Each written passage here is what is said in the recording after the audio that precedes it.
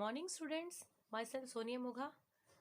आज मैं आपके लिए लाई हूँ क्लास 7 के एसएसटी के लैब मैनुअल। इसका मैं आपको चैप्टर 4 हिस्ट्री का chapter 4 religious regional and political changes in India ये आपको समझाऊंगी। प्रोजेक्ट वर्क में आपको करवाऊंगी। स्टार्टिंग से चलिए इसे पढ़ लेते हैं। पॉइंट नंबर 1, द भक्ति and Sufi movement became popular in the medieval period. They emphasized devotion of God and condemned rituals, class and caste distinctions. जो हमारे भक्ति और सूफी आंदोलन थे वो पॉपुलर हुए मेडिवल पीरियड में, मध्यकालीन मध्यकाल में उन्होंने ईश्वर की भक्ति पर जोर दिया और जो रीति रिवाज थी, कास्ट सिस्टम थे, इनकी निंदा की। Point number 2, Saint Kabir, Guru Nanak Dev, Chaitanya, Tulsidas, Surdas and Mirabai वर सम भक्ति सेंट्स ऑफ द पीरियड। ये सब कौन थे? ये मीराबाई, संत कबीरदास, तुलसीदास, सूरदास, चैतन्य महाप्रभु, चैतन्य, गुरु नानक देव, संत कबीर, ये क्या थे? भक्ति आंदोलन के इसके संत थे उस काल के। Important Sufi Sant were Moinuddin Chishti and Nizamuddin औलिया। ये कौन थे? मुख्य इम्पोर्टेंट महत्वपूर्ण संत थे उसके उस समय के। The Sufis were organised into many silsilas. सूफी जो है कई सिलसिलों में संगठित थे। The Chishti and the Suhrawardi silsila were very popular. Chishti और शरावर्दी सिलसिला बहुत ही पॉपुलर थे। Number 4, ancient Indian literature including Vedas is available in Sanskrit language. और जो प्राचीन भारतीय साहित्य है वह भी वेदों के साथ सहित संस्कृत भाषा में उपलब्ध था। Tamil is an ancient as Sanskrit. Tamil Sanskrit की तरह ही प्राचीन था। It has a very rich literature tradition. इसमें भी बहुत ही भरपूर साहित्यिक रीतियां थी। Persian and Hindi fuse to give rise to Urdu. Persian ने हिंदी और उर्दू को क्या दिया?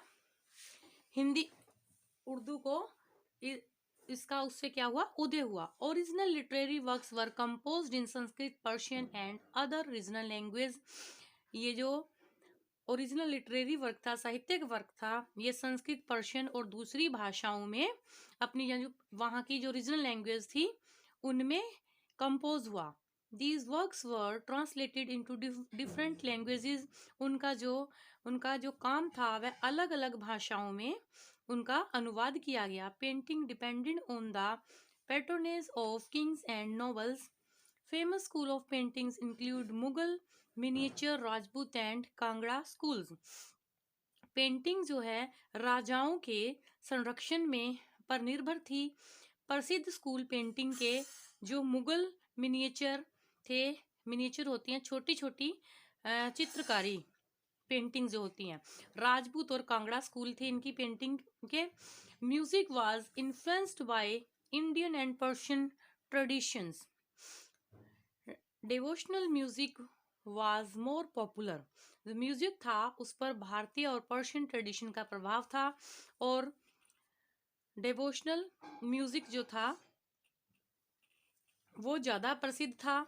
The Mughal emperor began to decline during the reign of Aurangzeb. Aurangzeb के समय में मुगल साम्राज्य का पतन होना शुरू हुआ। Several regional independent states emerged in India।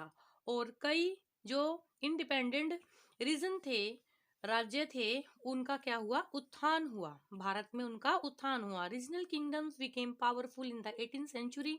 और जो रीजनल राज्य थे वह बहुत ही ताकतवर हुए 18th सेंचुरी में। Some of them were Awadh, Bengal, Mysore, Hyderabad, Punjab and Rajputana. उनमें से कुछ थे, उनमें से ये थे कौन कौन से थे? अवध, बंगाल, मैसूर, हैदराबाद, पंजाब और Rajputana. The Marathas emerged as a powerful force under Shivaji. He was a powerful leader who captured a lot of territory and challenged the authority of Aurangzeb. Maratha जो है एक शक्तिशाली पावर ताकत के रूप में उभरे शिवाजी के अंडर. वह बहुत ही पावरफुल, उसके बहुत ही क्या थे? शक्तिशाली राजा थे और उन्होंने बहुत सारी टेरिटरी को क्या कर लिया? अपने अधीन कर लिया. और औरंगजेब को उन्होंने चेतावनी दी. The Peshwas made the Maratha more powerful.